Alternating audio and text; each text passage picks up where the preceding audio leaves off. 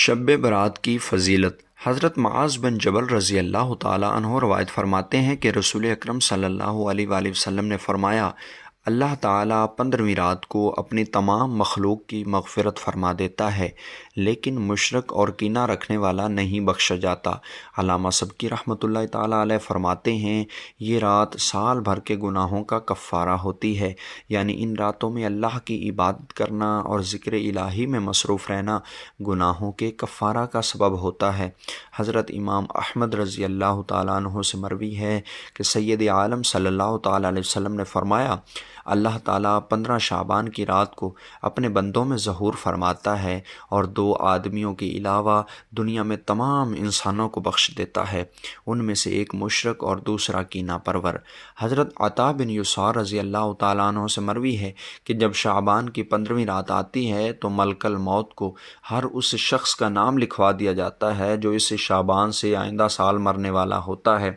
حضرت عثمان بن ابی العاص رضی اللہ تعالیٰ عنہ سے روایت ہے کہ رسول اللہ صلی اللہ تعالیٰ علیہ وسلم نے ارشاد فرمایا، شعبان کی 15ویں شب میں آواز دینے والا آواز دیتا ہے کوئی معافی مانگنے والا جس کو میں معاف کر دوں؟ ہے کوئی سوال کرنے والا جس کی مرادیں پوری کروں؟ پس اس رات میں ہر مانگنے والے کی جائز مرادیں پوری کی جاتی ہیں،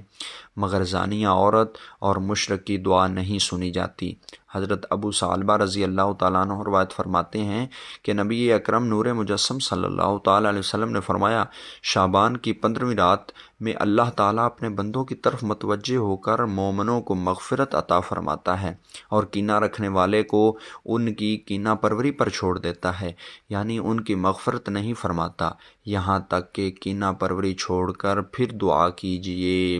اللہ تعالیٰ ہمیں دوسروں کے ساتھ رحم دلی کے ساتھ پیش آنے کی توفیق عطا فرمائے اور ہمارے دلوں سے کینہ، بغض، حسد، نفرت سب کچھ دور فرمائے، اور مجھے اس رات کو اپنی دعا میں یاد رکھیے، رشتہ داروں کو، بہن بھائیوں کو، اور جو آپ کے فوت شدگان ہیں سب کو اپنی دعا میں یاد رکھیے۔ السلام علیکم ورحمۃ اللہ وبرکاتہ۔